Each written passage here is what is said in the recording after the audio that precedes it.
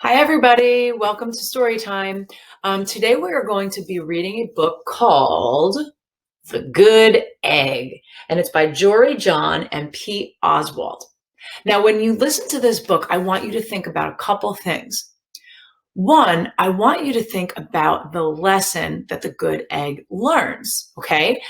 And the other thing is, usually when a character, and characters in books and in real life, right? When characters learn a lesson, they usually change in some way. They don't just learn a lesson and go, ugh, I got that. I know that now.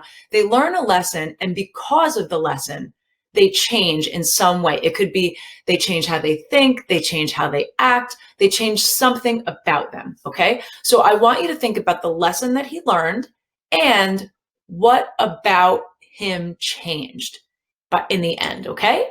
So let's take a listen. The Good Egg. The Good Egg. Oh, hello. I was just rescuing this cat. You know why? Because I'm a good egg. A very good egg. It's true. I do all kinds of things like I'll carry your groceries, I'll water your plants, I'll change your tires, I'll paint your house. If you need any help whatsoever, I'm your egg. I've always been a good egg. It's been this way from the start, even in my earliest days. Back at the store, there were a dozen of us living together under one recycled roof.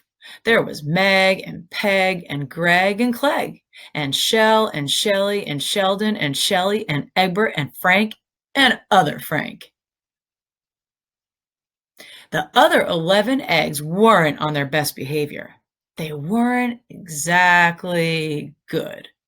They ignored their bedtime. They only ate sugary cereal. They threw tantrums. They cried for no reason. They broke their stuff on purpose. Meanwhile, I tried to take charge. I tried to fix their bad behavior. I tried to keep the peace because I was a good egg.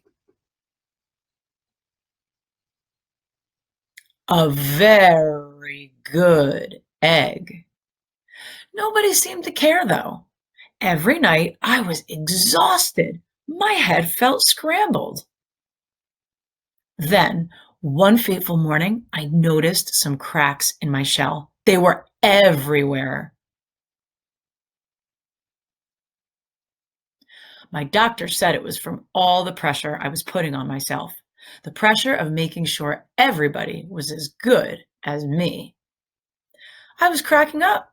Literally, something had to change. I'd had enough. I told Meg and Peg and Greg and Clegg and Shell and Shelley and Sheldon and Shelby and Egbert and Frank and other Frank that I was leaving. I left that night. I wandered from town to town.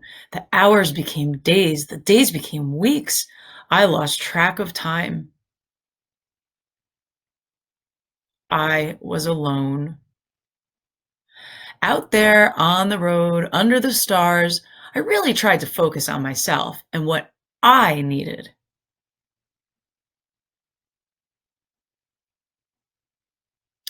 I took walks, I read books, I floated in the river, I wrote in my journal, I found simple moments to be quiet. I breathed in, I breathed out. I even started painting. For once, I found time for me. And guess what? Little by little, the cracks in my shell started to heal. My head no longer felt scrambled. I started to feel like myself again. So, I made a big decision. I'm returning to my old carton and my friends. Besides, I'm kind of lonely out here. This time, I know what I need to do. I'll try not to worry so much. I'll be good to my fellow eggs while also being good to myself. Here we go. Everybody missed me. I missed them too. Hello, Meg. Howdy, Peg. Hey, Greg. Greetings, Clegg. What's up, Shell? Aloha, Shelly. Heyo, Sheldon. Hi, Shelby. Good day, Egbert. What's happening, Frank? Howdy do, other Frank. Sure, every once in a while, somebody's still a little bit bad, but it's not like before. Here's what I realized. The other eggs aren't perfect, and I don't have to be either. I'm okay with that. Yep, the old carton is back together. We're a solid dozen again. It's good to be home.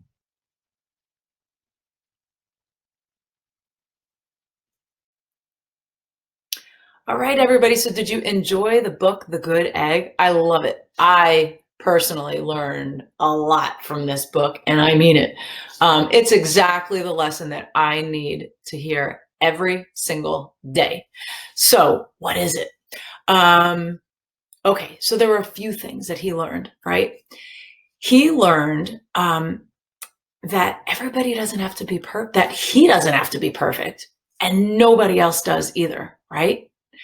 So in the beginning, he wanted all of his friends. He would get so nervous and upset himself when other people weren't acting perfect. But you know what? It didn't bother them. It bothered him. So what did he do? Eventually, he just said, you know what? I'm out of here. I'm leaving. This is too much for me. You guys need to fix yourselves. He kept trying to fix them and fix them and fix them. But you know what?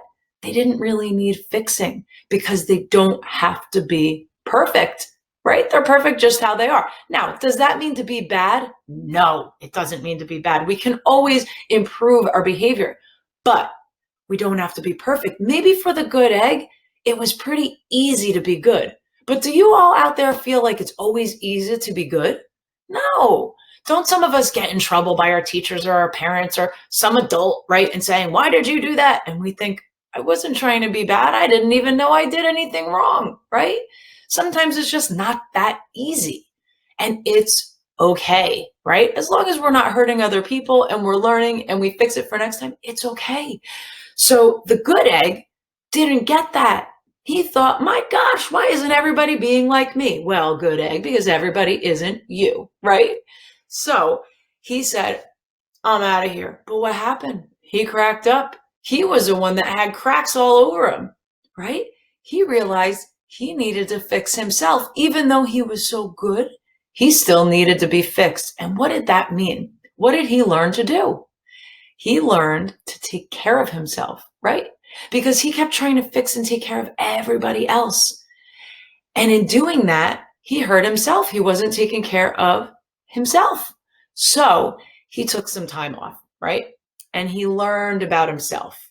He started to do different things, read books, relax, right? And he healed himself. And then after he learned how to take care of himself, what did he realize? He realized, I'm a little lonely, right? I would rather have all my egg friends around me, maybe that aren't perfect, but they're fun and I like them and they like me and their company, right? So what does he do? He goes back. He goes back to his 11 friends. Together they make 12, which is a dozen eggs. And he learns how to be part of his group and not worry about them being perfect, right? And then we see him at the end. And remember when he was sliding down the steps? Probably wasn't the perfect thing to do. Maybe he wouldn't have done it before, but he did it now. And guess what? He had fun. And he accepted that things don't have to be perfect. And he was much happier that way. So he learned in the end, how did he change? He relaxed a little bit. He accepted other people for who they were, and he learned how to take care of himself. And that's the lesson that I take away. I try every day to do that. I always find that I put other people first and I forget to take care of myself. So if I need to read The Good Egg every day, I will, because I think I need to learn the same lesson that the good egg learned. Okay, so I hope you enjoyed the book, and I will see you soon. Bye-bye.